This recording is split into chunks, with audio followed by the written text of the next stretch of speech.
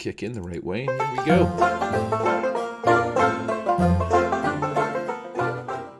All right, fantastic. We're gonna hit this one right here. Pull up the main window so you guys can see our ugly mugs. And welcome to the Murder Hobo RPG Show, proud member of the Tabletop RPG Network. This is episode 23, recorded August 26, 2020. I am one of your hosts, Gary, aka the Murder Hobo. And I'm here with none other than my main man, my sugar squeeze, Captain Colin. What's going on there, my little biscuit of love? And a fine hello to you, sir. Good day, good day. Yes, Pip Good Pip. day. Would you like to Pip, stop by cheerio. for a spot of tea, old man?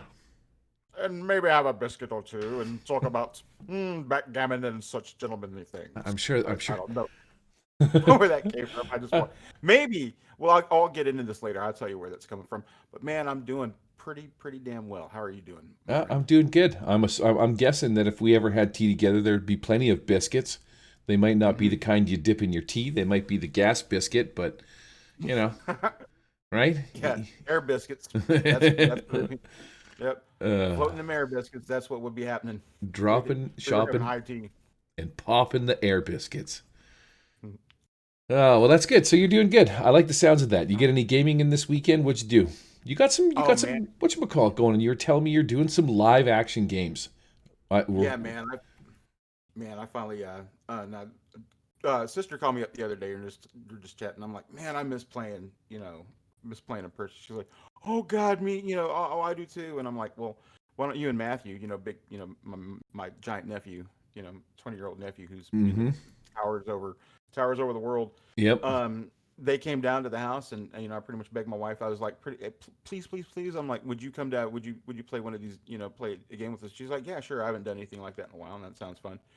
So I started thinking about it, and I'm like running through the repertoire of what I felt like running, and then it goes back to my probably my second favorite setting in Savage Worlds, and that's Rippers. And I know that Ripper, like my sister loves Rippers, Matthew loves Rippers. My wife has not played it though, but she was like, "What exactly is this?" I said, "It's Victorian monster hunting." She's like, "Sold." She's like, she's like, "You have me at Victorian," because she's such an Anglophile. She loves anything that comes from the Emerald Isle there, and in the UK and whatnot. So so she's down for it. She's playing a scholar, somebody who's not combat spec, but she knows how to taunt, and that's always useful. Yep. Matthew is pretty much he's made like this I guess they didn't call him homeless back then, but they a beggar, somebody who's a beggar is like pretty much low on on the low end of the um rung of society, so to speak, at that time. And he's just like infused himself with all this Ripper tech, so he's sort of like um a Ripper tech infused ninja, because he's got like a high stealth and thievery, and so he can just go in there and just sneak into somebody, give him a little Ripper claw action and get the hell out of there. And Nice. my sister, she's playing like this American vampire slayer who's got a trademark weapon, and it's called Bane the Impaler. She's got actually one of these impalers that used to stake vampires up against stuff. Man, they'll take out a vampire pretty quick. So she's got one that's like all lacquer engraved, and it's real pretty like. And so that's her character. So that's what we got going on, and did our first little session, and it was already fun. And I bumped them up to season so we could get into making a lodge, and making a lodge is one of the best parts of this little uh, this little setting. That's where you make a headquarters, and it has certain benefits to it, and then you can staff it with certain people. And so now they created like a couple like NPCs that are hanging out there that can help them out. So, and Yeah. that's the fun part to me in Rippers, and also like the favor mechanics and all that other stuff. Have you ever played Rippers? Yeah. Oh yeah, that's right. The thing that you and I did with Eric and the guys way back when. Yeah. We didn't have a Yeah, lot to really get into it, but we did do that one shot that we did where we played a bunch of. I think I was like a gypsy woman or something like that was that's my right. character. And it had That's something right. to do with clowns and kids dying and stuff like that. It Yeah, was pretty slick. So a little yeah, it bit of was. it, but you know what's funny is, and the cool part is too, is like the idea behind having the lodge. If if people are watching that aren't familiar or listening, don't forget to come on down, check us out Wednesday nights on Twitch at the Murder Hobo Show. But when you're when one of the big things and cool things to do when we were playing Dungeons and Dragons was to spend your money building castles and stuff.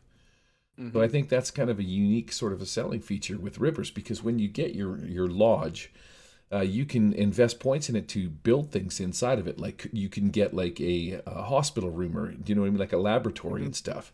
So you can Yep. drop in these little things and spend your money on that and build up your ability to pull Ripper Tech and install it and increase your Mm-hmm. chances. And you can have like a library that you can increase and put more lore in it and things like that to give you better chances to, gain a snippet of information, which is pretty cool. I think that's a slick ass idea. Yeah, Um, I would like to play some Rippers. That would be cool. well, when we get situated, when you and I are, in closer proximity, and they let Americans, dirty, nasty, infected, filthy Americans cross your beautiful, pristine Canadian borders, um, when when that happens, I would love to throw down on some rippers, man. I'd love to run some rippers for you sometime. Right. Speaking of dirty, filthy Americans, we got Matt Stark in the chat channel right now. Hey, hey, Eh? hey, that guy is awesome. He is a He's my swell dudester. Yeah, he's my favorite dirty, filthy American. That guy, Right up until you get that guy spending a penny to shotgun blast you in the back of the face. man, Then not that's then not so much. he, he brings the excitement that Matt. You never know what's going to happen with him. That's why I like playing with him. Fun guy. Fantastic. I did my Sunday game, which was pretty good. We Yeah. were making our way into the forest, which is there's sometimes I make maps for Tabletop Simulator and I don't really ever get to use them, and so this Mm-hmm. particular adventure that we're going through, where the party has to go into the Elven Haunt Forest, into a little elven village called Greenhall. They're not supposed to be in this forest because there's a pact with this hag and the Fey folk where they would protect the town of New Haven, but no human can come and cut a tree down or step foot in the woods. That was part of the deal. You will help you in times of needs, other than you stay away, and that was the deal. Well, somebody had the idea of going in there and stirring up shit. So the uh, the cool part again, like so, getting back to what I was sort of shooting at, is that I don't have Greenhall, I don't have an Elven Village, so but I do have these other cool maps that I had made some time ago, and I thought to myself, man, I'm gonna have to do a little bit of sort of Jimmying of the story, so to speak. And I used two of these maps that I really liked. One's called Dragon's Pond, and the other one was called something else. But the one map in the end that they ended up on, I had all these little like glowing glow bugs in the river and stuff because it's all 3D on the tabletop, right? I was pretty stoked. So the genius idea I had is rather than walk them into the village, I'm going to have the elves come out and stop them on the outskirts of town so that I don't have to show them the village. Mm-hmm. Basically, they walked up to a rope that goes across a valley, and on the other side is all these elven women, like the hunting party, and they Mm-hmm. confront them there rather than like the story dictates in the town. They come into the town and the elves drop everything and they're like freaking out. They're like, "Oh my god, humans!" kind of a thing, right? So I kind of circumvented the story that way. And then I had this other really cool map called Dragon Pond, where it's just like a forested area with a pond in the middle, and there's a dragon in the bottom of it. So I was like, that's all there is to it. But I put a little hut on the back, and I put a couple of guys in cages, so they're hanging there. And yeah, it turned out really, really freaking slick. I was pretty excited about that. We haven't got there yet, though. We just made it to the Elven Haunt Forest. They're going to have to deal with the Elven Maids, the Elven War Party. We'll see how that pans out. But yeah, it was pretty good, man. We had some sweet vine men that we fought. We fought some warp beasts that portal around. Warp beasts are sort of the same thing as displacer beasts, but they will sneak up on you in stealth, attack you, and then portal away, like warp out of there before you can sort of blast them. Mm-hmm. And there was a dead guy in the street. They pulled the arrows out of that guy. I'm like, okay, you guys want the arrows, sure. And Yeah, go ahead. yeah, there was some sweet battles with the vine men and the thorny vines that were trying to grab them and stuff like that. It was pretty good. It was fantastic. Oh, now we got Belle. Hello, Belle. Belle is in the chat channel. Yay. Hello. Hello, Belle. And yeah, that was my Sunday. So you are going to we're talking about a thing today, and I think you're going to be running this, but this isn't going to happen until 2 weeks from now. It'll happen. I guess it'll happen. What? the Sunday, I guess the Sunday after this one. So I guess on the 7th. That's Labor Day long weekend. Yeah, We'll have to. that is. Well, So we might have to discuss. Well, if anybody's game for it, man. I mean, if everybody, what the fuck just happened? I had a stroke there. burp, burp, burp, Um, burp, burp. but I guess I'll just mention it to everybody, and if everybody's down to play at that time, then we will. If everybody's not, then we'll just we'll move it to the next time. So we'll see what happens. Gotta Um, gotta do a thing like that. Yeah, because it is long Canadian long weekend, and I think that we might be heading up to the and cabin, which will be. it's also American long weekend too. Oh, is it? So And so it's one of the few ones that we share. yep. And also too, I actually tried to taking that Friday off, so I'm trying to get a 4 day in. So Nice. Sometimes there's a that's thing what to I be tried to said do. for being lazy. Yeah, hey man, well actually I try to do stuff around here. If I do it, yay. If I don't do it, then yay, because I usually find something fun to do instead. So there you go. Swelt. All right. Well, that was a nice little banter that we had going on there. So back to the intro part. This is a Yep. podcast about role playing games in general. As usual, we're going to ramble incoherently in an attempt to sound like we know what we're talking about. Hope you don't call us on our bullshit. That's right. Today we're going to talk about something that you and I we actually it came upon our radar, and I want to say it was probably about a year and a half ago when the new Adventure Edition jump starts come out. I'm trying my best not to say Suede. I just can we? All right, we can get over it now. We can just call it Adventure Edition. Um, you know, it was cute for a while, but we can get over ourselves now.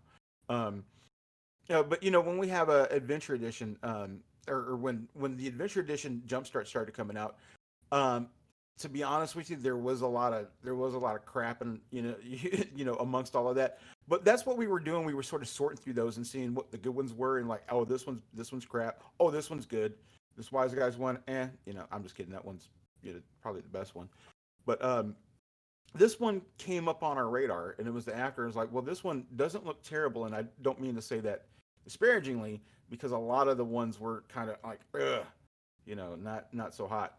But then I think there was a handful of us that were pouring through this and like, hey, this has got some pretty cool stuff. And I actually ran the little adventure as a one shot for my sister way back when. And so yeah, this is the after, man. It's something we both kickstarted it, and we both got our PDFs, and we've been Mm-hmm. wanting to get into it for a while now. Yep. No, it is. It is a thing, dude. It's pretty exciting. Once the material showed up, I'm again. We both saw the Kickstarter for it, which is just a couple of pages kind of a deal.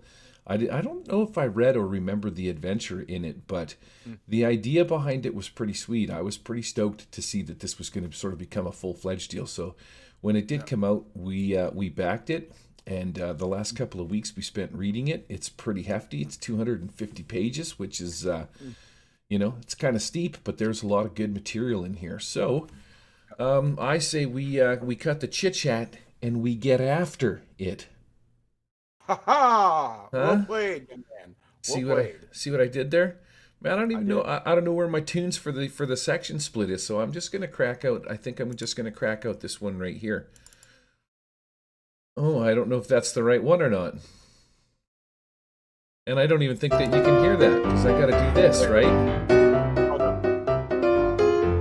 Oh, this is our good one. This is the one you and I like. It is a good one. There.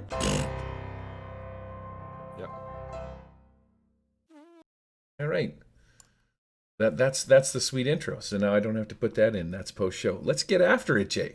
Let's talk All about right. this bad boy. How excited were you when you started reading this and you actually sort of taken a step back? You're like, wow, this. I was like, this is cool. This is really cool. Yeah. That's neat. Mm-hmm. Everything about this, I was pretty much just fascinated with, and just kind of like wowed, the whole time by it.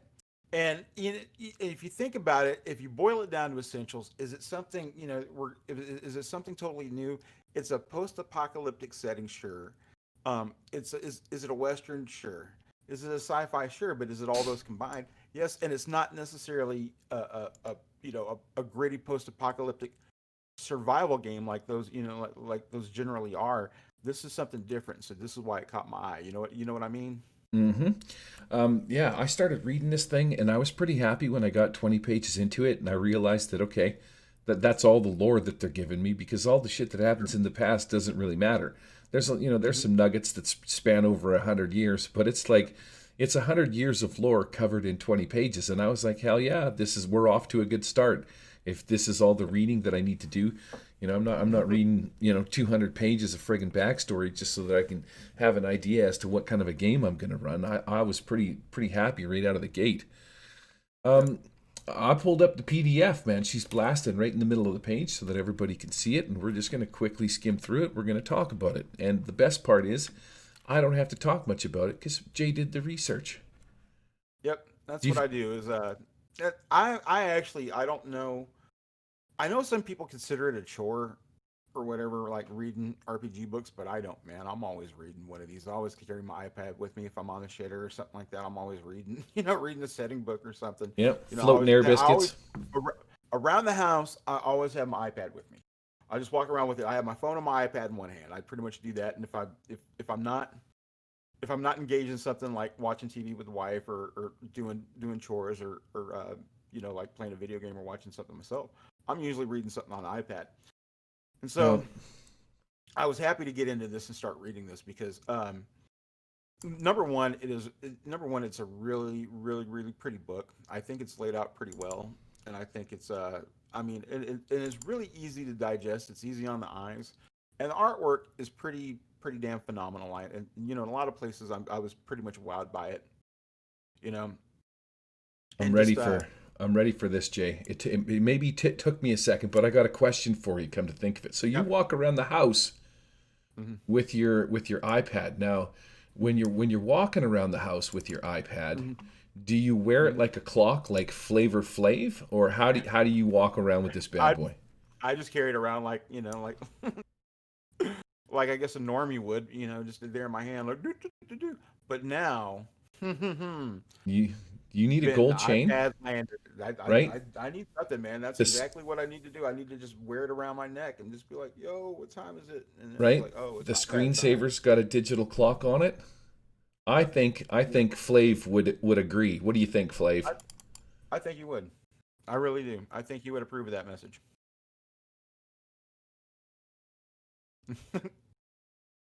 Are you How's it there? going? Yeah, Uh, boy.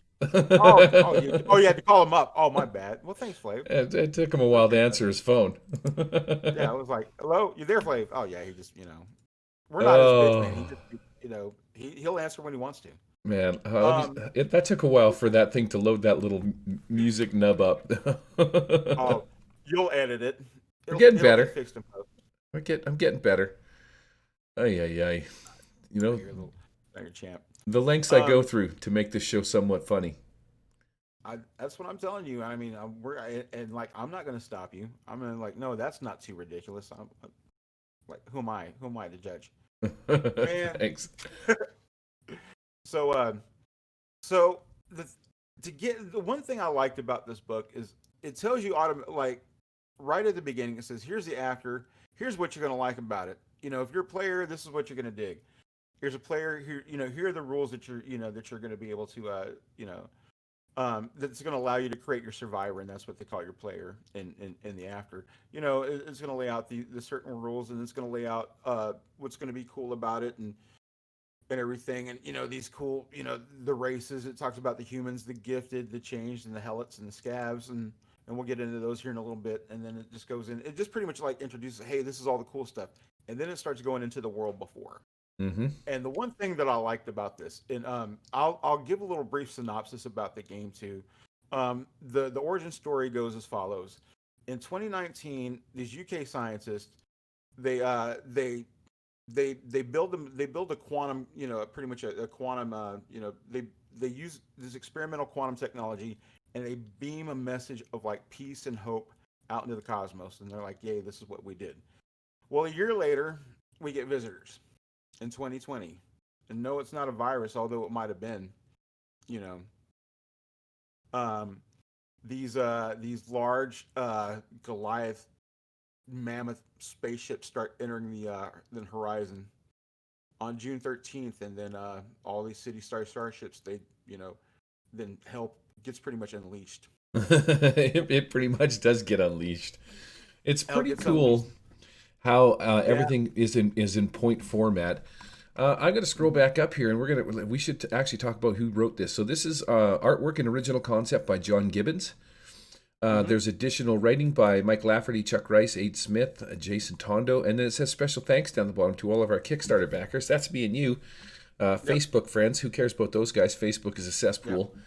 The Banff podcast. Now, the Banff podcast is a podcast I believe put on by Lafferty and Gibbons or something like that. They got their own deal, but I think it's I don't know if it's YouTube based or No, if you no, can. you can find it on. No, I've listened to it. It's like a supers. No, I've listened to Banff a few times.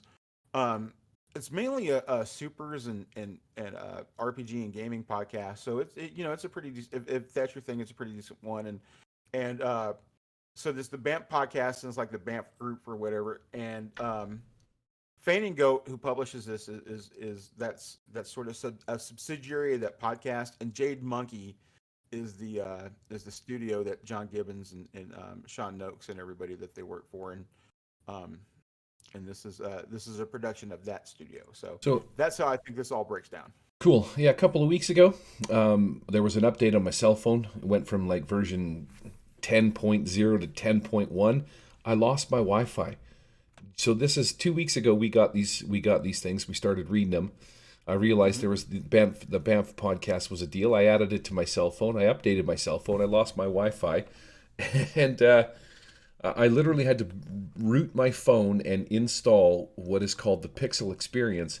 And I'm glad I did it because in the end, it turned my phone into what is considered a Pixel 4, like that operating system. Man, there's some Right. cool tricks. But I added the Banff podcast to my phone a couple of weeks ago, and then basically I had to screw around with my phone and I lost it all because it's just I'm a podcast guy. I like listening to Yeah. podcasts all day long, right? Anyways, there's a bunch of special thanks to these guys. That's one of the reasons I haven't listened to the Banff. Remind me to add it to my cell phone here. But yeah, I don't see no special thanks to me and you. I mean, It's right? just everybody. It's Everybody everybody, else. I guess, man. Just all of Everybody our else. Kickstarter. We didn't get an individual thanks, but man, I'm just happy to be reading it.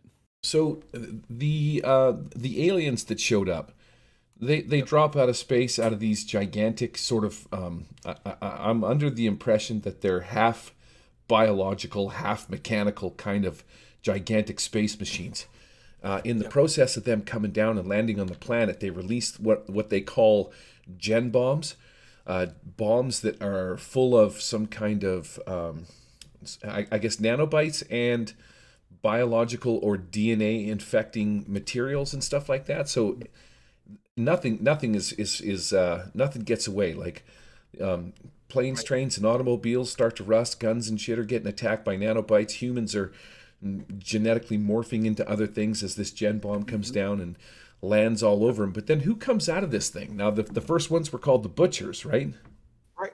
So what's happened here is the butchers the first race or the first alien race that we've come in contact with here on Earth has invaded Earth. They've come down. They've unleashed an electromagnetic pulse weapon that has effectively rendered all communication technology useless.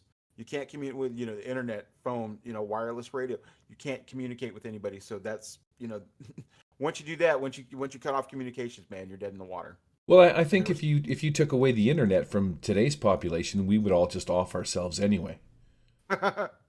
Right? You just take out the exactly. internet, we all commit suicide, you win. I'm not going to commit suicide because I actually remember a time before it, man, and I'll be fine without it. you got no paper books left. You've read them all. No, I got plenty of paper books here left, man. It's like all the stuff that you see above me behind you. You've never seen like above my desk here, man. It's all full of books. Wow, You book know. schmucks. Books are for people that read.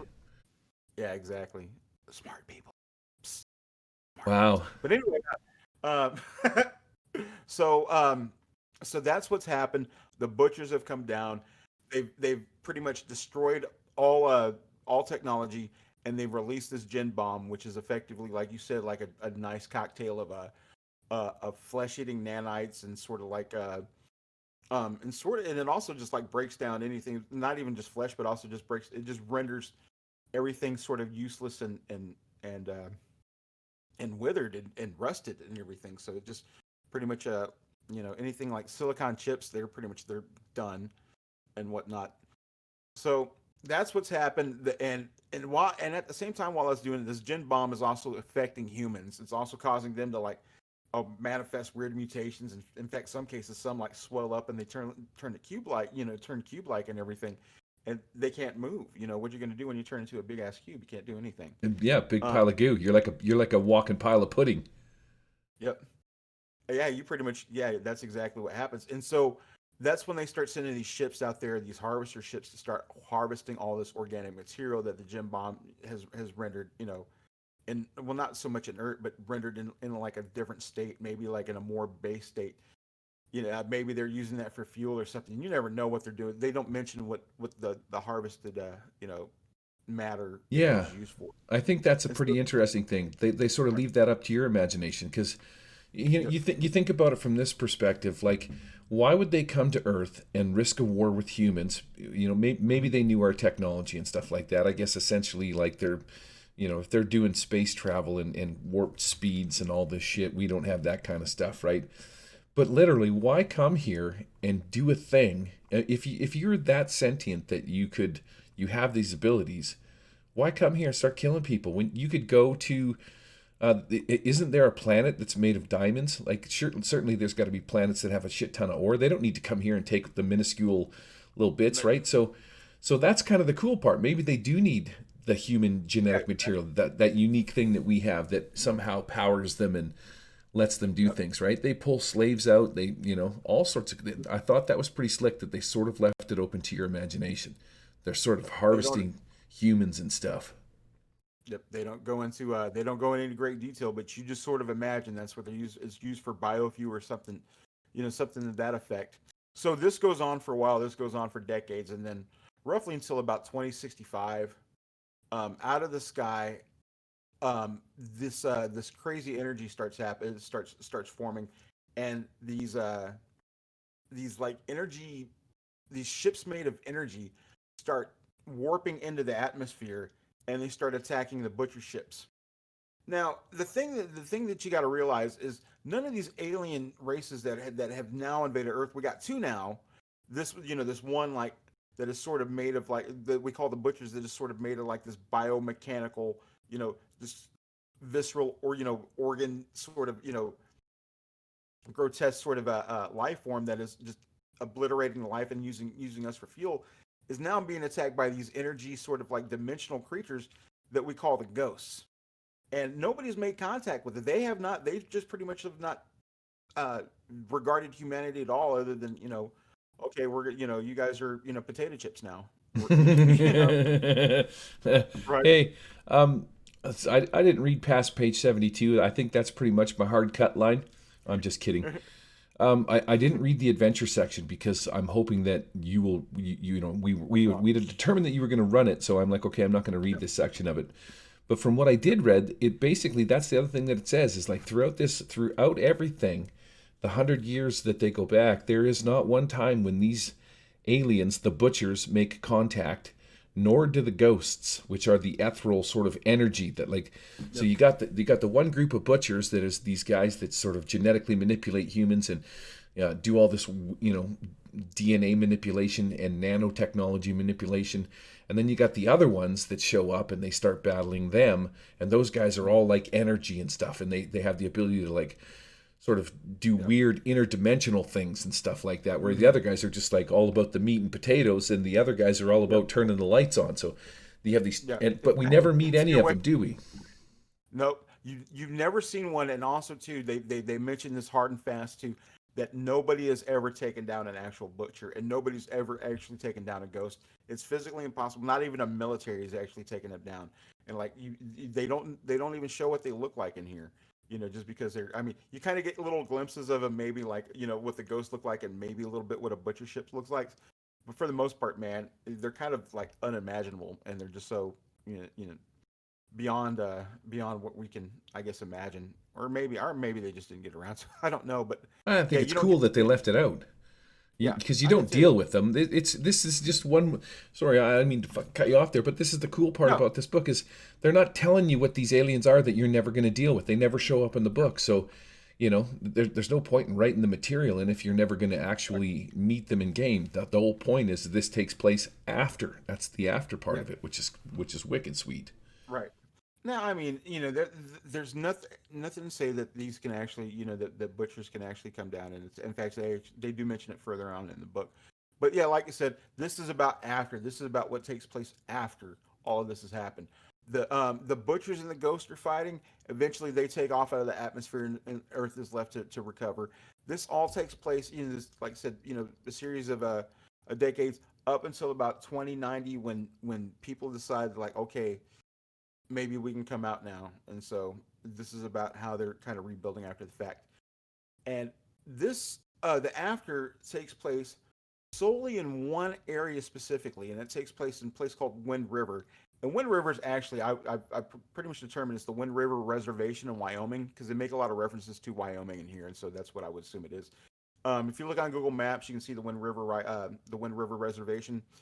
And if you want to take it, so this is an actual place in the world. It's not anything that you can, you don't have to, um, use your imagination if you don't want to. You can just go to Google Maps. Like, oh, this is exactly where the place looks like, and it goes into a lot of great detail about about this area, because this is where you're going to be hanging out, and this Yeah. is and This all the places around it. now this piece of art that I've got pulled up, I don't know if you can see it or not, but the one on page 14. Mm-hmm. This is not actually a butcher. This is like a genetically modified human guy that they've strapped a bunch of stuff on, and the gen bomb hit him. The butchers grabbed him and genetically morphed him and made him bigger, stronger, better, faster. Gave him this claw grip Yep. thing, right? They're like Yep. the stuff that you see, because there's on page. If you scroll back up here, I sort of shot past it a little fast. This is kind of a ghost-like looking dude on page 10. Like he's Mm-hmm. he, and I think that's all you get. You get a glimpse of them. They're sort of wispy energy beings and shit like that, but that might not even be them. We what do we go 20 pages into it? I think that you can see as I sort of slowly scroll through. You got 80 2090 80 2106 and there's just little paragraphs for what happened here, what happened there, and what are we at? We got 20 or 17, so 20 pages of Yep. history, and then it's like here's character creation. I'm Yep. like, Let's get into it. sweet, Right. right up my Um, alley. there have been some books, man, and there have been. I mean, and I'm telling you, in Rifts, like the first incarnation of Rifts was notorious for this, man. You don't need a goddamn 20-page or 30-page timeline, Freedom Squadron. Um, you know, in a fucking book, dude. You don't need it. You know, something concise. The timeline in here is perfect, man. It's about 2 or 3 pages, breaks down everything in a nice, concise, platform. Yep, we're at You know, 18, 19 pages into yep. It's easy to what's digest, happening. Yeah, what's happened, and where you we're actually at, care about what's going on. Yep. and then like what are we at? Page 20 on the PDF, and here this is where we're looking at a dude standing on a rock with a gun. He's got like an old school gun, possibly a shotgun, and a dog looking over the Wind River Valley, and that's page 20. And then Yep. we go from that, we go to page, what is it, 21, making characters. Now, this is where it gets really cool because, you might think, oh, boo, whatever, there's no aliens to attack, what's going on. But the cool part is you got some stuff going on. We got two races. We got these big blue guys. They're called what are they The called, Jay? Helots, the Helots or the Helits. I don't know Yep. how to pronounce You got those it. guys, and you got these. They almost look like little gelflings from the crystal shard kind of a thing, right? They look like little Muppet guys kind of a deal. But Yeah, and they're they're the those are the scabs. scabs. Yeah. So And what's yeah, I'll go ahead.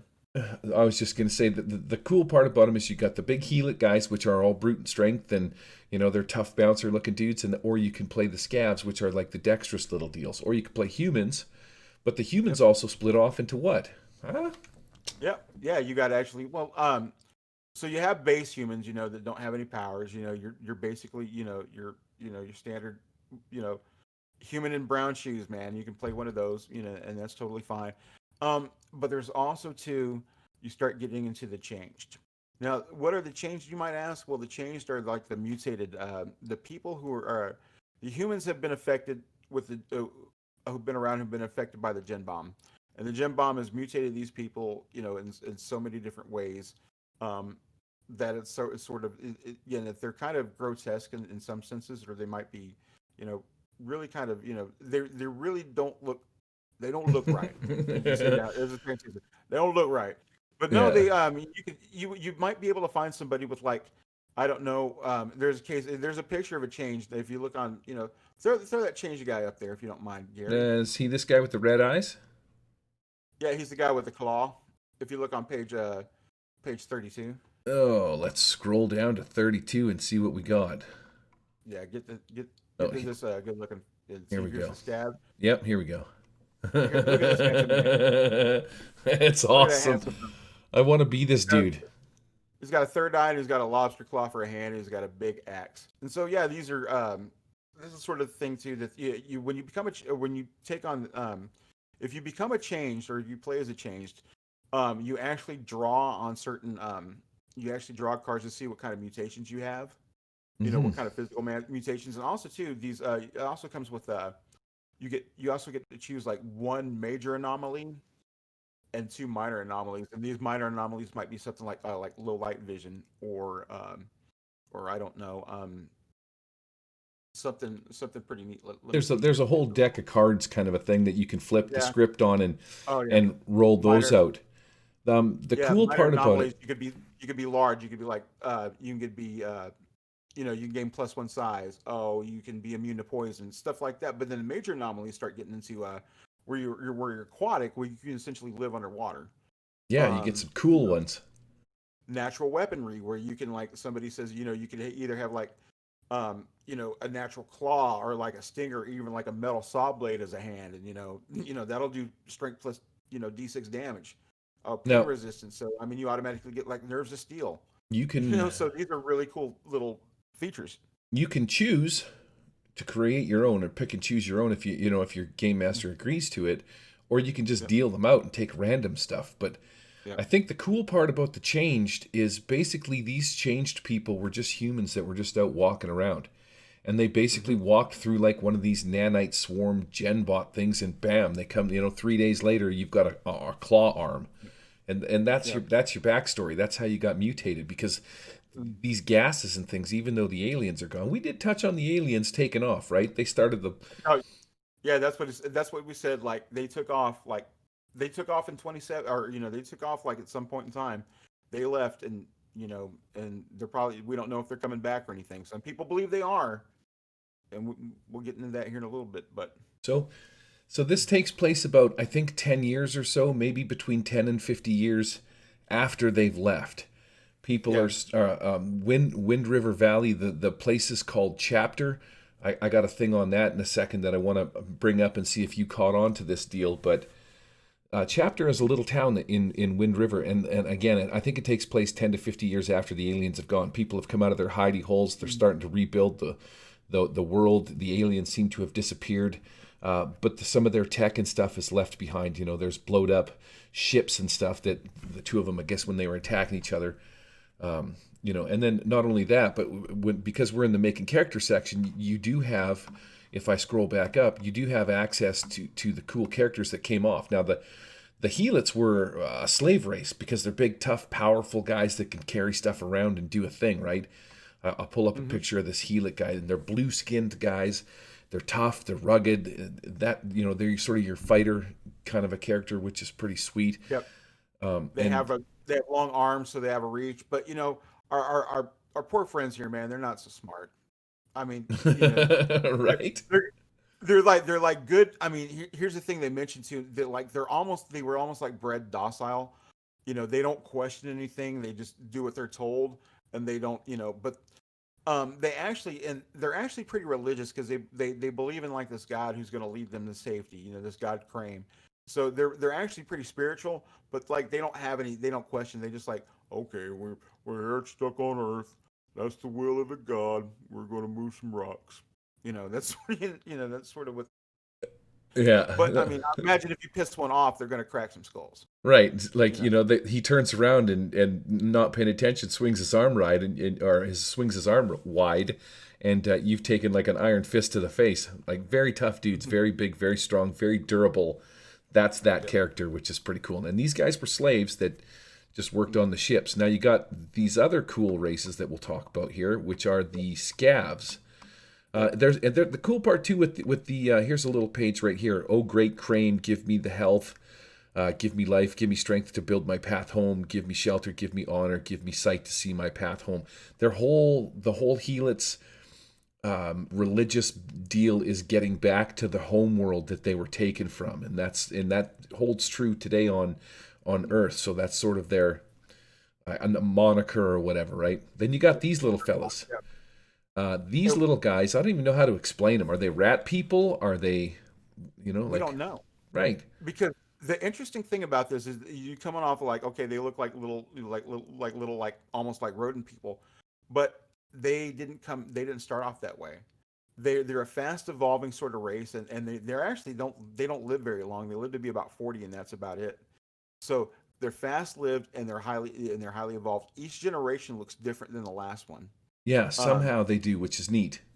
they were almost like spider looking when they came down, when they first were introduced. In fact, there's a little blurb in there. It says that they look like bugs. They had big creepy eyes, and they had like a carapace instead of actual torso, and they had these spindly legs, and they walk backwards. And they said that their little their dreadlocks or their hair was antenna. So yeah, they were bugs, and now they're sort of like evolving into something a little more humanoid. Yeah, within 40, 50 years or something like that, couple Yeah. generations, they Yep. and Yep. the premise is that they're super adaptive is really what the gist of these little guys are. They're quick, they're agile, they're the dexterous little thieves, they're you know what I mean, the sharp shooting guys and stuff like that. But I thought that was the cool part about these characters is they're highly adaptive. And like you say, every Yep. generation changes a little bit, and they've sort of changed into what they've become here so that they can blend in with human society a little easier, right? Which I think is very cool. Right. Instead of being these creepy arachnid guys, they turn Yep. into these guys, which is pretty neat. So I Yeah. think They're that's the premise of these guys, right, Jay? These guys are supposed to be your dexterous thieves, your right. quick little scouts, kind of a thing. Yep, they have and sort of the things that they, like you're saying, like the helots are big and strong. Well, these guys have enhanced low light vision, and they're pretty nimble, so they're pretty agile. But they're also tiny. They don't get above like 4 feet tall. So they take a hit in like toughness and in the mechanical sense. Also, their eyes are actually photosensitive, Yeah. so they're more equipped to like in full daylight they can't really see that well, so they Um, can hang out in dark spots. right. This little critter on 31, he looks like a gelfling from Elf or Crystal Shard. He looks like one of them critters, right? Like he's he Right. kind of got those weird ass features. Mm. Then we get into the Yep. changed. So Yep. can you be a healet or a scav and still be changed? Or you have to be a I don't. human. No, I don't. Well, let me double check here, but I don't think it says. It doesn't say all of us. It doesn't specify that these humans.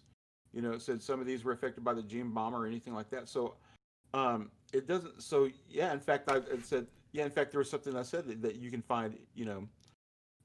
Colonies and maybe some scav or something like that, or helots that are actually been changed by the gen bomb. So. Well, you know what? Nobody tells me how to play bloody RPGs. If I want them to be changed, I'm going to make them change. That's how I roll. That's kind of the way I see it too. I'm like, why not? If they've been on the planet long enough to be affected by the damn gene bomb, why not? I mean, you might find a dang scab with a friggin' radio in his head. Why not? Now Or we're find a friggin' or a heal it, who's got a claw for a nose. Why oh, not? now we're on to the dirty looking three-eyed clawed guy on page Yeah. 33. And so yeah, these changed. Here's a couple more of them, sort of weird looking. This guy's head's pulled apart and his friggin' cranium is all glowing and shit. He's got some spikes sticking out of him. Who knows what Mm-hmm. kind of ultimate or sensory thing that he's got. But we got a couple Right. of pages of the cosmetic changes of this guy. And then here's, like we said before, the cool part about Savage Worlds is they utilize the deck of cards for all sorts of things. And this is how they've Yep. utilized it here. You get X amount of abilities, like you were saying earlier, some majors, some minors. You can Yep. choose what you want, or you can just flip a card and say, okay, man, my guy's got an unusual mouth. He's got a bizarre skin coloration. And Yep. then, depending on what you, I guess what you roll, you would roll a d12. You can choose anything or roll anything from green to blue to violet, right? Yep. Right. This section is highly detailed and very cool.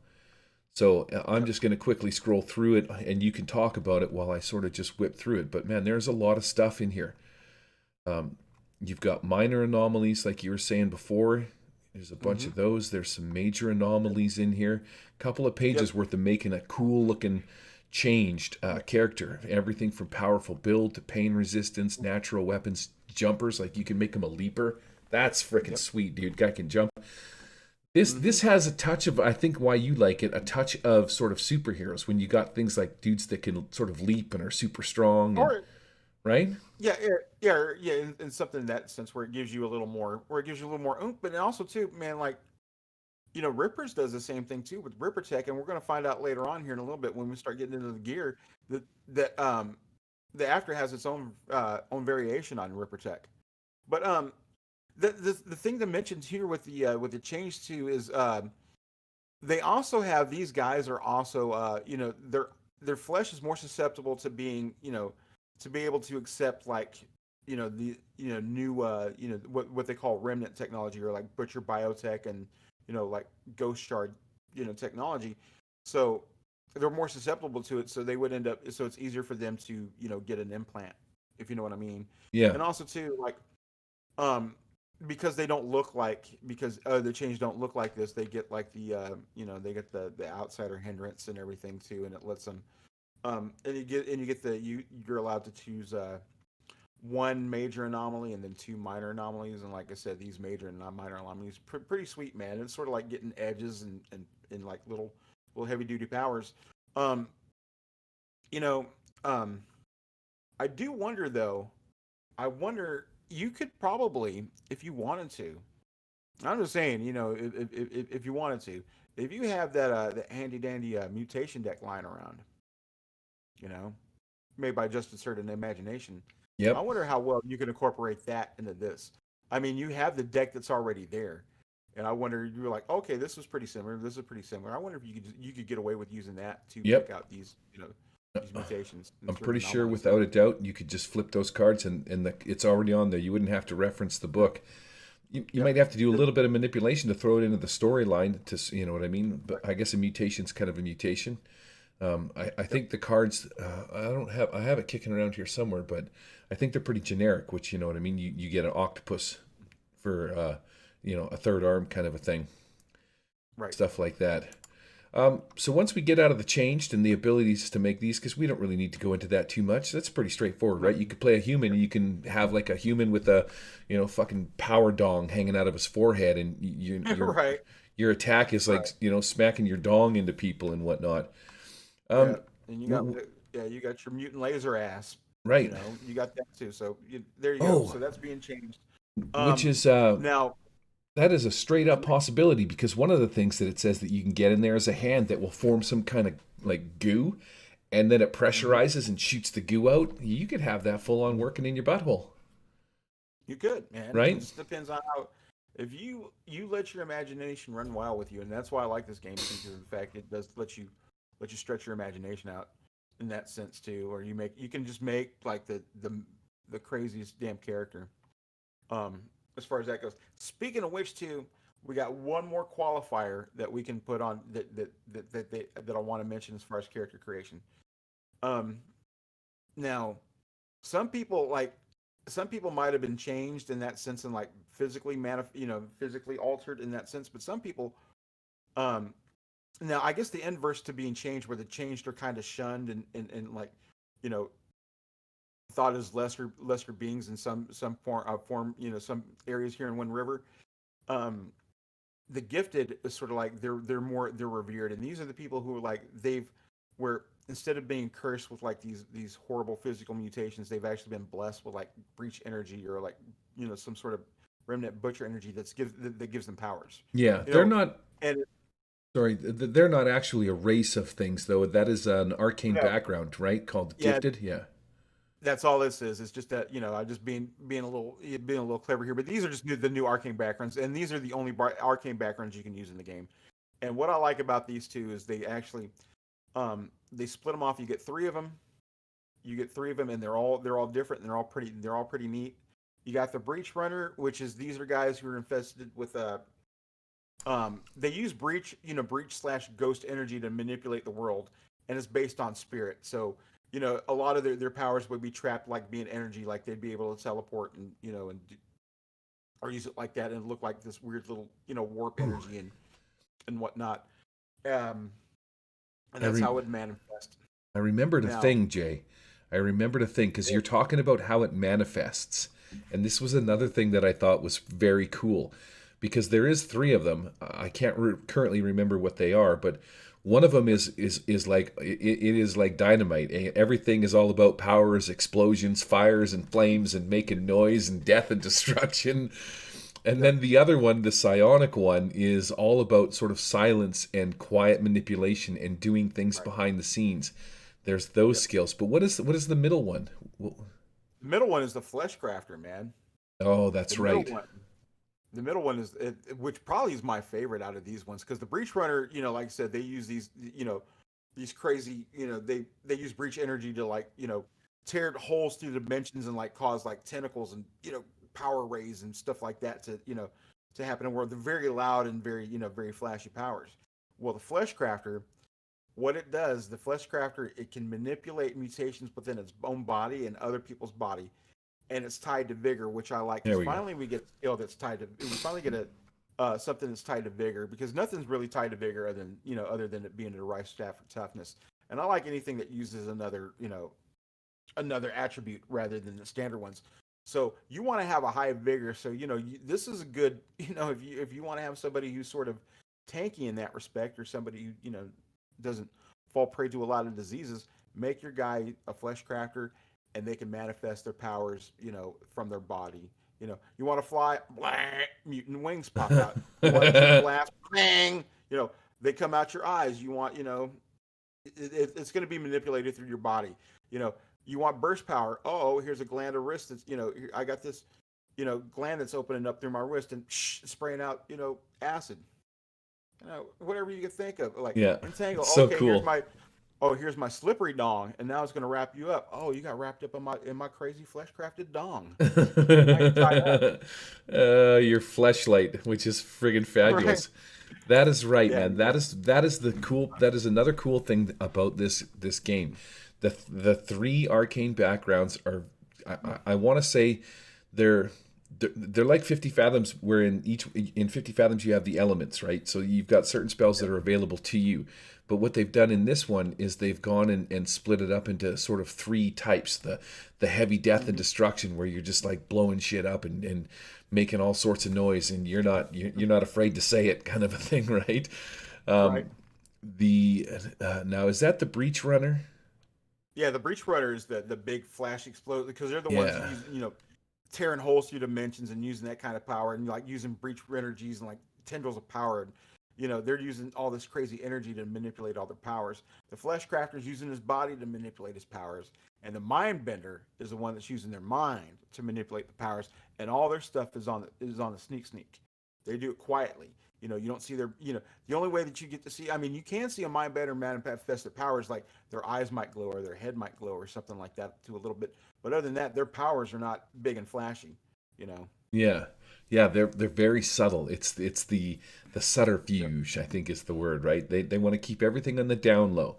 They They're do. reading your mind. They're manipulating you in some fashion, which is pretty cool. Mm, Yeah, that really put a smile on my face. I'm like, that's cool, because it's not like, in fantasy you've got a friggin' you're. It's cool in Savage Worlds. You can pick your own spells and do your own bit, but these ones are Yeah. a little more unique, where you sort of pick a style, and I Yep. think that's pretty freaking fantastic. Let's I think there needs to be more of that. Honestly, there needs to be more of that in the universe. I think being able to just like, okay, this. Well, I guess they kind of, I guess some games do that too. Okay, this is nature magic, and this is blah blah blah. But I mean, come on now. I mean, you can, I'm going to shoot burst, and it's going to come from my friggin' nose. You know what I'm saying? How right. badass is that? I'm gonna shoot a booger blast. Ah, blah, you know. Was But there anything I in mean, the edges that stuck out, the edges and hindrances uh, that you thought was cool? not too many hindrances, and there's just a couple of them, and everything just sort of ties in with what's going on here. Like, mainly, there's the scav can get a hindrance called twitchy, which they just bounce around or whatever, and blah blah blah, and they take a -2 to their stealth, which they'd normally be pretty good at it. Stress magnets another hindrance, and the gem bombs affected you some way, and so your equipment degrades a little bit more. It degrades more quickly over time. The edges are more, I'd say they're more background edges in that sense because they have, like Breach Explorer, and that ties into like a certain guild because they have like connections. So these are more like, yeah, like background edges. Like a lot of them have, a connection or they're tied to a certain faction, if you know what I mean. Yeah. Yeah. Okay. So they're tied into the settings, so they're pretty good. They just add more. They just give you more options in addition to the ones that you already have. So that's why because they're specific to the game. They're definitely worth taking. Yeah. Yeah, there's some things we got to hit on. I'm sneezing and I feel like I'm going to sneeze again. Um, Now that pretty much covers everything that they do as far as like the character creation. Because I would imagine we need to um, run through this a little quickly. We're gonna jump into gear really quickly, and I Can just want to we touch on. can we hit factions? Let's do factions before we do Oh yeah, gear. yeah. Let's do that, man, And because it does talk about factions. When they get into the town part, they mention it a little bit more, but I see where you're going here. They actually have the little things laid out here in the book. But yeah, so factions, man, they're so good, and yes. in this, they're so laid out. Do you remember how Uh, we were kind of always poking fun at the Alien RPG and we're like, it doesn't have any legs, you're fighting aliens the right. whole time. I Hmm. was listening to somebody talk about it, and it was sort of the first time, not the first time that this has dawned on me, but it sort of re-brought it back to my attention. Hmm. When you're playing the Aliens RPG, you have the military guys. Like they're there just to blow shit up and protect you, like gun stuff down. But you got the corporation guys, and those guys are trying to bring the alien tech back to the friggin' civilized world so they can study it because of the way that it manipulates and does its thing. So, and then you've got like the scientists, or people that are they're trying to stop it, people that are trying to collect it and make money off it, and people that are just trying to survive, kind of a thing, right? And so I'm like, that actually adds a very cool element to the Aliens RPG. The idea that you could be playing a corporate shill kind of a guy, and although Yeah. all your party is trying to survive, you're trying to capture one of these little face huggers so you can get back to and be rich and be stealthy and sneaky about it. And I'm like, man, that is a great fucking idea. D Yeah. and D D&D has factions. You've got the Harpers, you've got the Iron Gauntlet, or the whatever the hell they're called. There's a bunch of different ones, right? But the way that they played it inside of Adventures League is that inside of certain adventures, one of their guys, like the Harpers, would come up and they'd be like, "Hey, if you're going to this place to do this thing, see if you can't find me this book." Like you were never working against your players in or against your party in the way that the factions work in D&D. Now, I'm not saying that you're working against your party inside of this, but the way that they've got these factions laid out, Hmm. I think is so fucking brilliant because it Hmm. adds an element of immediately gives your character motive. Yep. So let's talk about them, and we'll sort of discuss the motives of each one of them and why they're so cool. The first one we got is the factions of Wind River. So the librarians. Yep. You'll So, learn throughout the story, right, bud, that these guys had a library. They had a bunch of books underground. That they saved these books because they want them. They're like, this is how we're going to rebuild the world. These books contain all of yeah. the information of the old world. How to build everything. How to build cars, how combustion engines work. All the stuff that we've lost being stuck in caves for 100 years trying to hide is in these Mhm. books. So they're super friggin' valuable, right? So when you go out and you find a book, Mhm. that is your drive for the librarian, which is like you want to bring this friggin' artifact back. You're out for Mhm. the glorious book of whatever, right? And it could be anything Yep. from a friggin' auto magazine, or they have those auto mechanic books to tell you how to repair Oh like yeah. old Toyota Corollas. Like it could be Oh yeah. anything from that to whatever, right? And I'm like, oh, that is friggin' cool. The librarians they'd be choked if you destroyed a book, old piece of paper and stuff. Yep. Yeah, exactly. And see, when you go to read, you go to find out a little bit more that the town of Chapter, where and that's the main hub of where this game takes place, was founded by teachers and librarians. There was a little community college there in the town that used to exist there, and the professors there and the faculty, they were clever enough to like, all right, we need to go in the mines and we need to take these books, and so they hauled all that stuff, and that's where they ended up going.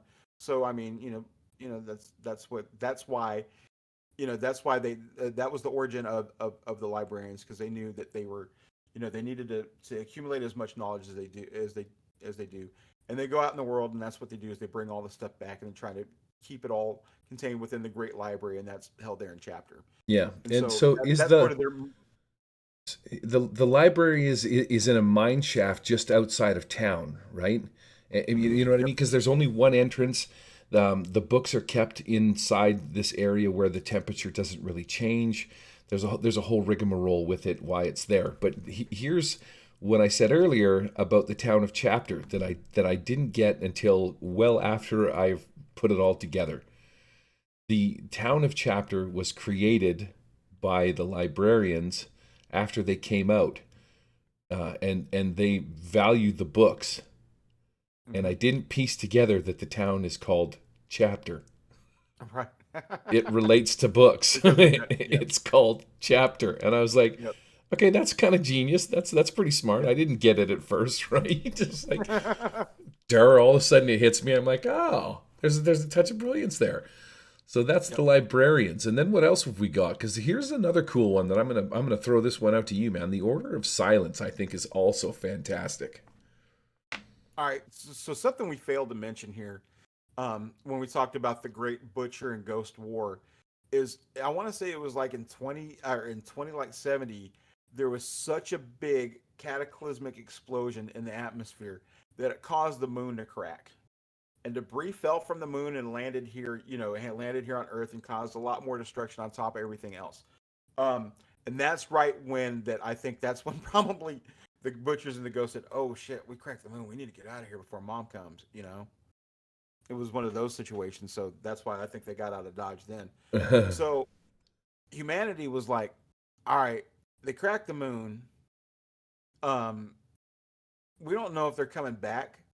So there's this group that just sort of like, hey, we don't know anything about these guys, and if this shit happened once again, if this shit happened once, it surely can happen again. So there's this group that calls themselves the Order of Silence, and what they just know it's a matter of time that the aliens are going to come back and they're going to finish what they started. And so what they believe is these guys, their motto, in fact, is that mankind must vanish. They believe that mankind needs to go back into hiding, go back into the caves, remain as silent as possible, in the hopes that something does happen, or they can be prepared if either the butchers or ghosts come back. You know, it's it. That's Right. kind of how and they're kind of like, I wouldn't say they're a little bit religious about what's going on to what's going. They have this their leader called or somebody. Yeah, I guess I guess he was their founder. This guy named Uncle Hush who wrote this manifesto.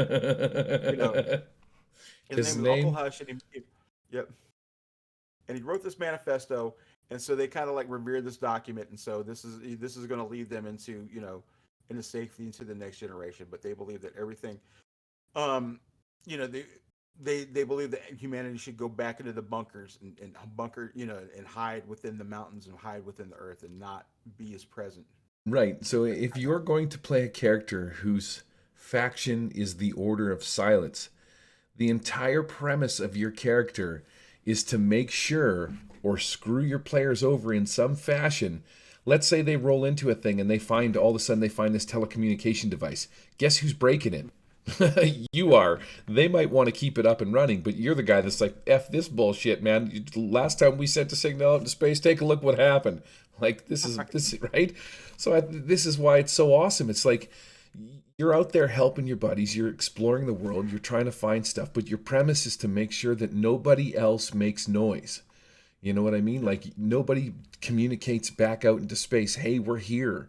Let's blow up all the transmission equipment, even if we don't know that it's transmission equipment. And you're like, that's your whole credo is we don't want to be known that we're in this section of the galaxy, kind of a thing, right? Yeah, leave us alone. Um, That's pretty much, leave us alone. We're gonna hide back in here, and we're just gonna go ahead and and they're I don't know, they're kind of like the paranoid schizo. That would not to diminish anybody who's got paranoid schizophrenia, but they're fucking paranoid, and so they're gonna they're gonna right? I think you with know. good cause, with they've got a Oh rightful. yeah, oh yeah, man. If you're like if you get kicked in, if you go to a bar and you get kicked the shit kicked out of you, you're not gonna go to that bar again unless you're stupid. You know. Or Or unless you got something else, or unless you got, unless you're ready to fight back. right, you like getting beat up. Yeah. The next one that we got going on here is the Scouting Guild. Now, the whole premise of the Scouting Guild is just basically to go out and map the area, find out what's out there, where the resources are, all of that kind of stuff. And the whole premise of you going out to do this stuff is to bring that information back to your guild so that your guild can be like, oh yeah, we could take advantage of this somehow. You found another little village or a little civilization, and they're going to go out and try and get people. It's almost like a little union kind of a thing, right? But that's their whole premise. You're going out to explore and write down where you're finding minerals, where you're finding water, where you're finding goods and supplies. You find an old Walmart that they never did touch or something like that.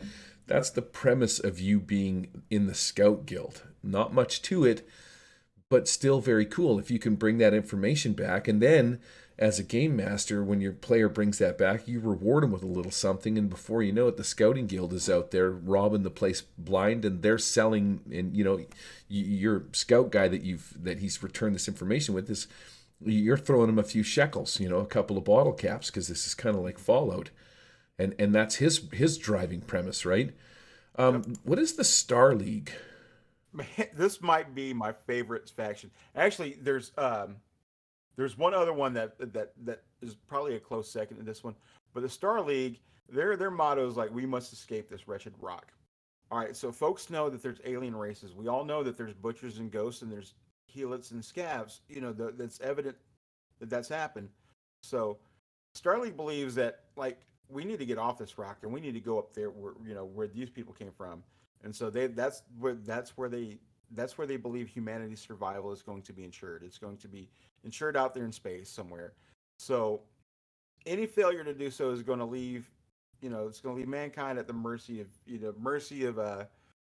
invaders forever. So that's why they're like, okay, we need to get out there and get in the mix. Yep, So that's right. We got to get in the tussle, get some yeah, technology, learn some things, yep, advance civilization, so we don't get effed with like this ever again.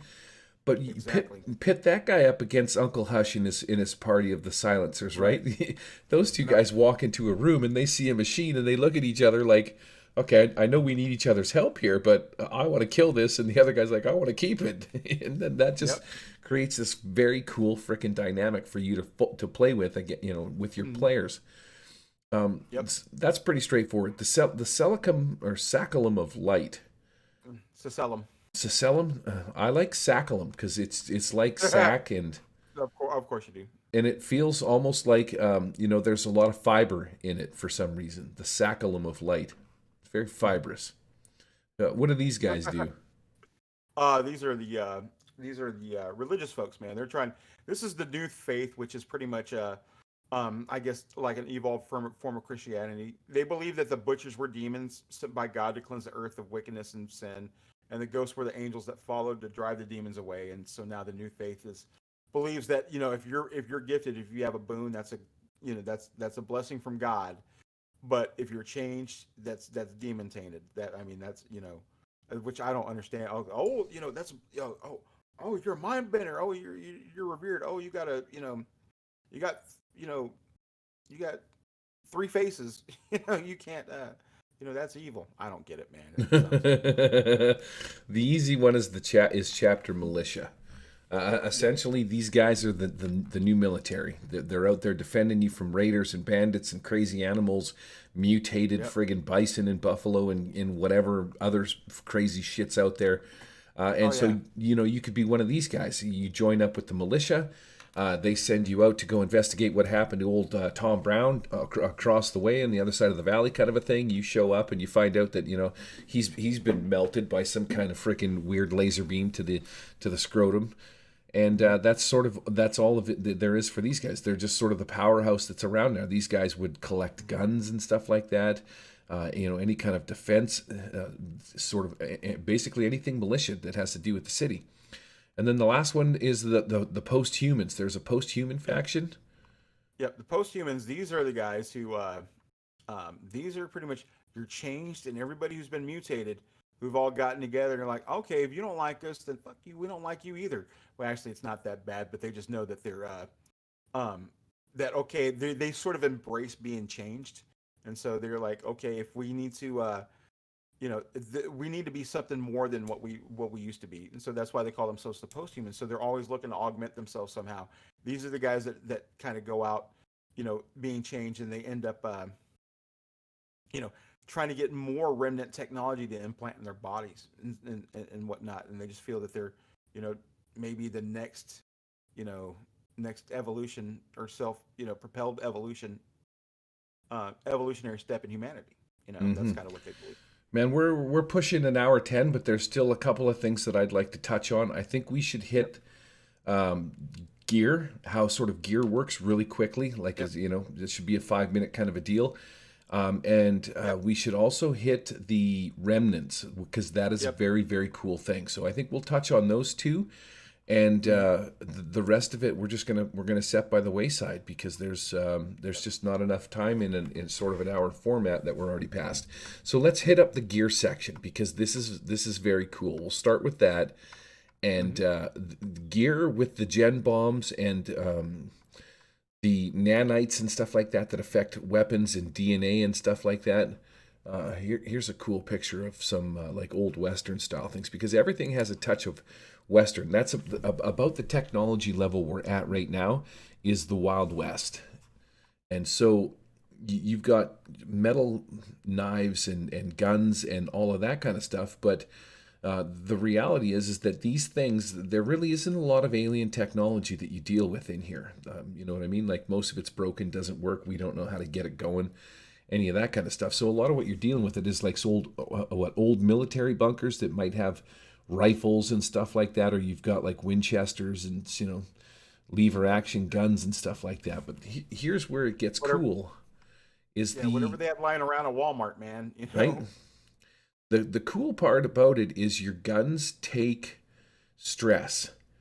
And because there's these nanites floating around and shit like that, these items have stress levels to them. What that means Yep. is you can have a gun.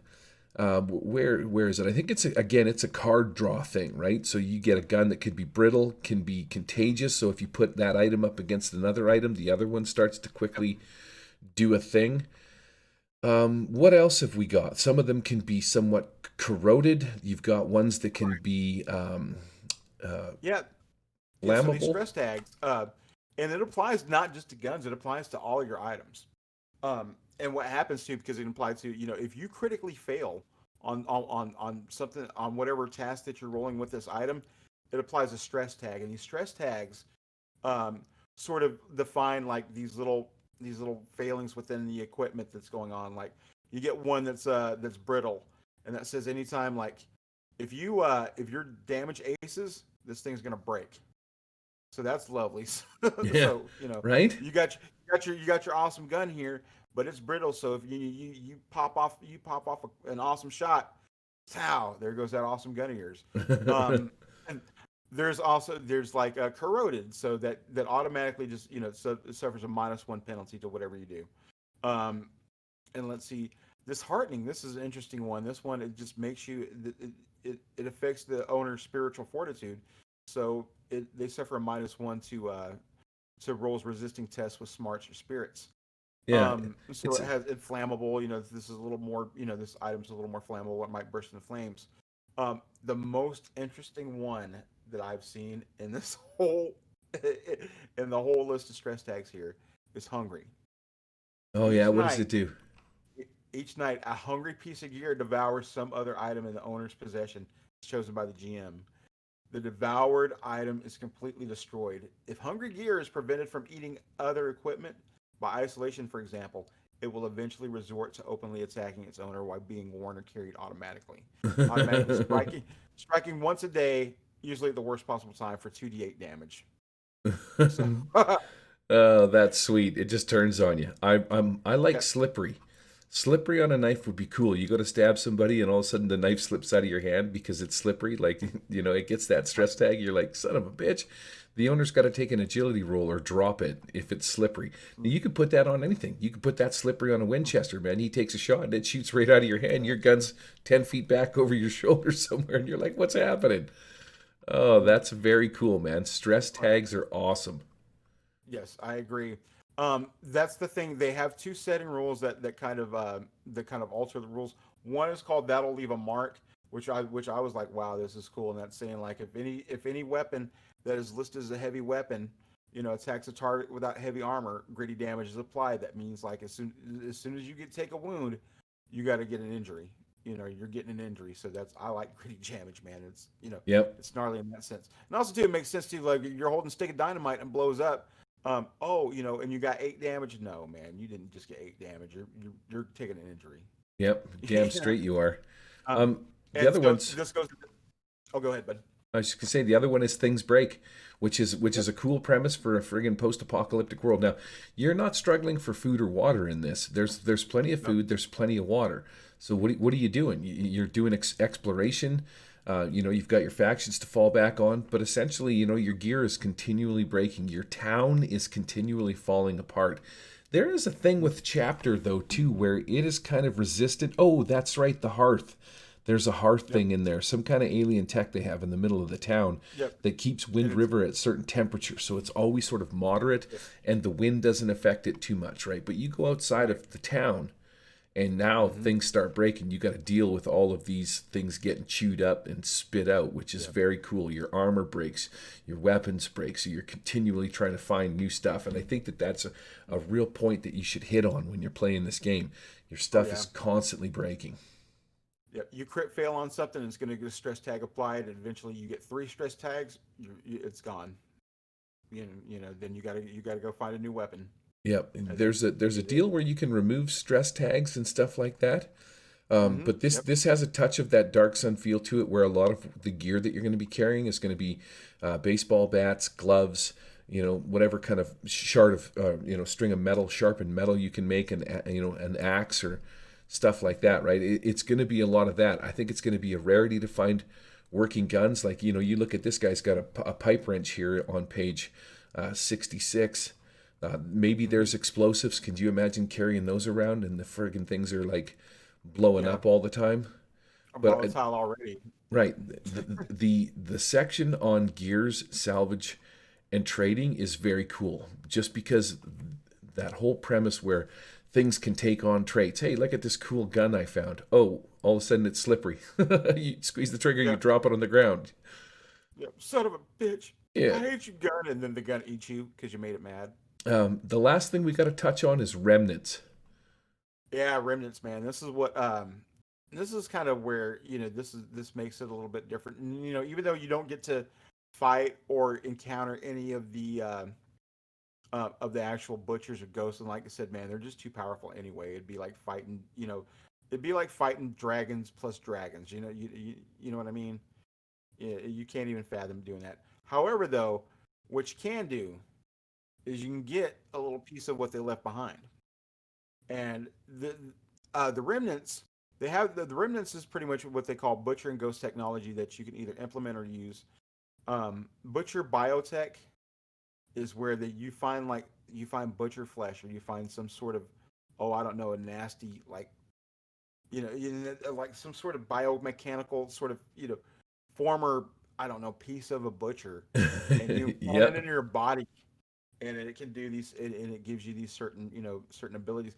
This is pretty much, if you're familiar with rippers like we talked about earlier, this is the after form of ripper tech and butcher biotech. And it's got, and also too, you can implant it, and you have to make a healing roll, and if it fails, just, some terrible stuff can happen to you. So Yeah, it's all, you got not cool anything. things like Yep. Alex Skeptical Eye. It's a like there's a biomechanical eye. Bruce's little black bag buzz bolters. What is this thing? A foot long red slug with Frankenstein like Yep. bolts protruding from its hand. Oh yeah, that's right. And you touch it and and you shock it or small blast. It puts out like Yep. a little blast and stuff like that. All sorts of cool stuff in Yep. You here got that you can get. Yep, you got something called Dalton's hump, which is like this orange lump of protoplasm. You graft it on the spine, and what it does is this it gives the subject block and frenzy. So there you go. So you're already, so it's going to make you like a better fighter, in that sense. So if you want to get hands of hand, put on Dalton's hump, and you're going to be blocking and countering like a madman, and wailing away on people. Yeah, you can also get ghost remnants. It says Yep. here that they're typically fragile, almost as if they were not designed for the Right. rigors of flesh and blood. Um, Yep.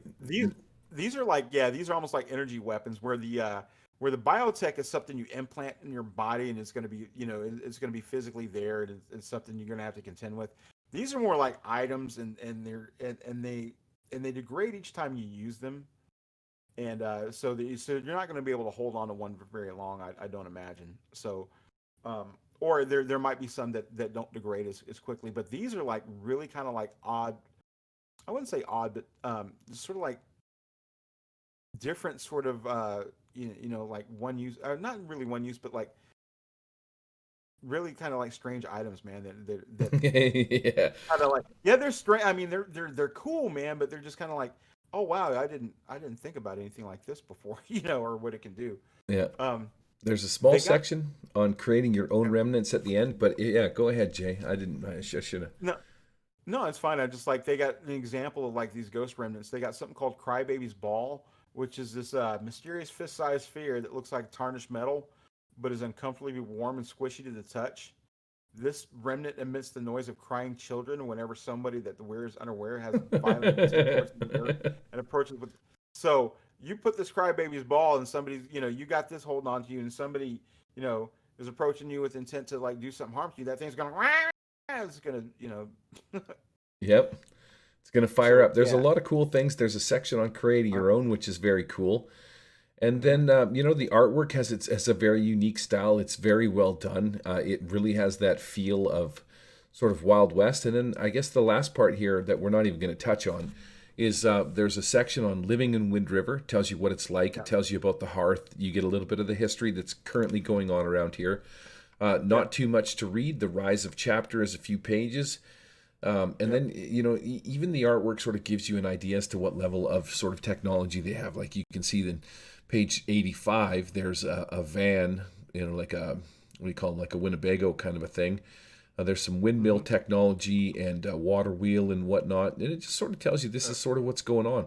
There's Yep. a bit about the elder council that's in here that runs Mm-hmm. chapter. They're all sort of teachers and stuff like that. And then you find out maybe there's a bit of shadiness going on with how they hire people, or if you don't agree with what the council does. There's some interesting stuff in here about the level of crime and punishment as the town grows. Mm-hmm. They've been, because right now there's no rules. One guy, he might be a nice guy and he steals something, and you let him off with a with a friggin' slap in the wrist. But maybe the greasy changed guy that shows up with three eyes and a clawed hook, he steals a loaf of bread for his family and you cut his arm off, kind of a thing. Like there's Right. um, you know, there's a few people like this girl here that I got showed up here, Allie Morgan. She's the chief librarian currently. You got Jim Haggard. He's the chapter militia leader. There's Mom. Yep. There's Old Man Crow, who's this. He's sort of like the. He's the oldest person that lives in chapter, and he's on the elder council, but he doesn't stay within town. And he's the oracle of the town, and he sees all this. Um, he's a mind bender, and he sees all of this. He could read into the future and everything like that too. And so and he can't stand to live in the town because he hears voices and stuff, and they just drive him crazy. But Yeah. um, He's a nutter. He's like an old crazy Indian shaman guy, right? On yep, 93, 94, I believe, you got a cool little map of the town, and then there's yep, some numbers. So you've got a marketplace, a schoolhouse, the barracks.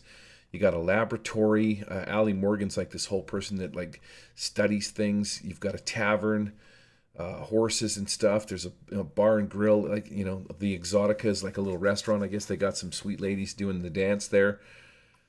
So you got a touch of everything, right? The mine entrance, there's a playhouse, and then every one of the factions has a leader, and there's like a little bit of craziness with them. So it is a well fleshed out sort of little village or city that you can yep. till around in and send your players out for adventures. Now Right. we're 100 pages into it. Here's a map of the underground, the chapter mines, where people lived for 100 years, kind of a thing. Hmm. And that's about it. Then there's a map of the Wind River Valley, shows you where chapter is and where a bunch of other things happen on the outskirts. And then we sort of get into the other chapters are just basically where the adventures begin and the bestiary and a bunch of other stuff that we don't want to show you because that's about this is about as far as we go. Like this is what Yeah. the after's about. If you wanted to play it, this is the point at which you throw down your cash money, or Yep. you get to walk in, Mister. Right. You go pick it up. I mean, we did our job, but no, actually, yeah, because I mean, we I don't.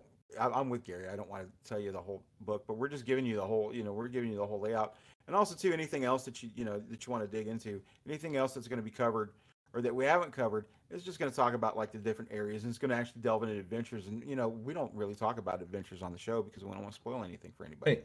We just tell you about the really cool stuff, the reason why we think that you should play it. Like the Right. factions are cool, the alien races are cool, the changed is cool. Yep.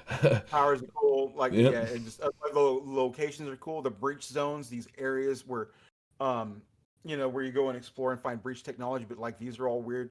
Like, just this is, I'm not a big fan of, of like post-apocalyptic games where everything's a goddamn ordeal just to live. You know what I'm saying? Where Yep. you gotta run everything like that too. Where it just gets a little too, it just gets a little too, I guess I don't know. It just wears on me. And where this one you don't have to worry about like food or abundance. I mean, and it's actually kind of fun. Like, oh crap, my weapon's screaming at me and it blew up. So now I got to find another one. That's actually kind of interesting. And I imagine it's not going to be that hard to find you a new gun either. Uh-huh. There's plenty. Just got to go get some stuff. But Yeah. You read the adventures in here? Like I think that you probably read the yeah, first adventure and stuff like that. On yep. generally uh, on a scale of 1 to 10, what do you think? I like them. I like them. I as far as a scale of 1 to 10, I'd get it. I give them solid 8. Man, they're really good adventures. Yeah, I Um, feel that this whole book is a solid 9.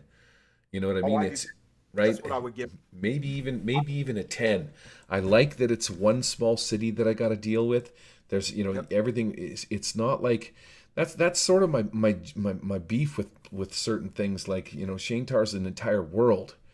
That's the scope of that is Oh, farther or it's more incredible. than I want to put into it. Whereas this is just a little town, a little shitty western little town called Chapter.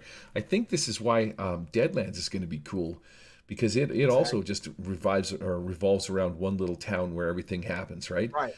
Um, Yeah, and I like that area too, man. Well, I mean, I like that aspect too, and also too, when you get into this and when it starts talking a little bit more about these locations, there's always adventure seeds and like points of interest too. So there's so much in this, man. You know, yeah, there really is. I'm really 244. impressed with this. Yeah, 244 pages of goodness. The Yep. layout's well done. There's not a lot of stuff that you need to read to get into it. The back half of the book is basically adventures that you can run and Hmm. bestiary, and there's some pre-gens too at the end, which is pretty nice too, right? So man, all Yep. said and done, this thing it really frickin' blew me away when I was like, wow, this is actually very interesting to read. Very cool. Yep. So all things I said and done, man, I think this gets a solid 9 out of 10. I I would agree. highly recommend, getting the I after and playing it with your Yep. groups. Yep. I agree. If you like westerns, if you like post-apocalyptic stuff, and you don't like the friggin' survival, the just the withering away, just the whole the withering away of your spirit and everything like that just goes on with those games where you actually can go out and do some cool stuff in a post-apocalyptic setting. That's why I was drawn to this one. Yeah, it is.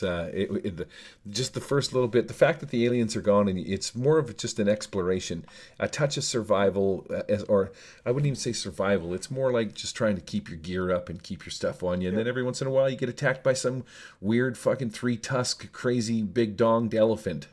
Right? It's Yeah, been manipulated, and it comes at you woolly mammoth style, which is friggin' fantastic. I agree. All I right. agree totally.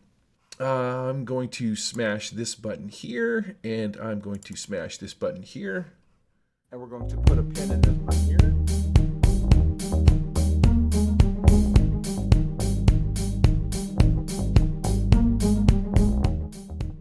We'll drop the volume on that bad boy, and that's going to be it for this edition of the Murder Hobo RPG show. We hope you enjoyed it. And now that we've changed networks, Jay, Guess what? we care. I don't know. I don't Yeah, really. Do we don't care, do we? We care. we do. We care to some degree. We care more than we did, but you'll never know how much. Just a touch Right. more. Uh, exactly. So if you're interested in submitting to community questions, so you can hear us poke fun at you and not answer your questions honestly, you can do so at murderhoboshow@gmail.com. Otherwise, send your hate mail to bleep.shinetar. Oh, snap. That's stiff. You can also get us on Twitter, or get me anyway on Twitter at the Murder Hobo Show. Jay, are you on Twitter? Nope. You don't tweet? You don't Facebook? I don't blame you. Ain't I'm just much. on. It's all bad I'm just news, on. buddy. Yep, I agree. You can catch me on YouTube at the Murder Hobo Show, where I show you how to make three-dimensional battle maps for role-playing games in Tabletop Simulator, among other stuff. You can watch me do this live on Twitch at the Murder Hobo Show. It's been a couple of hectic weeks. I got a bunch of stuff going on at work. I haven't really been streaming too much. Your best bet, though, however, is to catch us on our social media platform of choice. I actually might even just get rid of this altogether, to tell you the truth. We got the MeWe at the Tabletop RPG Network. Some things happened over there, and yeah, it's kind of been a bit of a ghost town. So, most people are on Facebook anyway, trying to get people to come over to MeWe, to a different platform. But you want to interact with me and or my buddy Uncle Jay here. That's where you're going to find us. Yep. This is the part of the show where we ask you to check out some of the content creating fellow network members. And today we're going to talk about this guy, Marbanya. Marbanya is one of the few guys on the network that actually runs Savage Worlds. I'm not quite sure what he's playing right now, but I think he's doing a Deadlands gimmick. He's running the Flood. The first time I tuned into this show a little while ago, they were doing the episode where they got to rescue the frickin' werewolf guy from the... I probably shouldn't have said that's a bit of a spoiler, but yeah, you can check him out over at Twitch TV in Marbanya. There'll be links to that in the show notes. Jay, what's next? Yeah, you can find the things we discussed in the show notes, organized by most recent at the top, over at murderhoboshow.podbean.com. Yes, .poobean.com. Thanks for listening. Be sure to tune in next time. We're going to have another action-packed show where we talk about things that we know little to nothing about and maybe sound professional doing it. You got to read that last part, bro. I'm not doing it.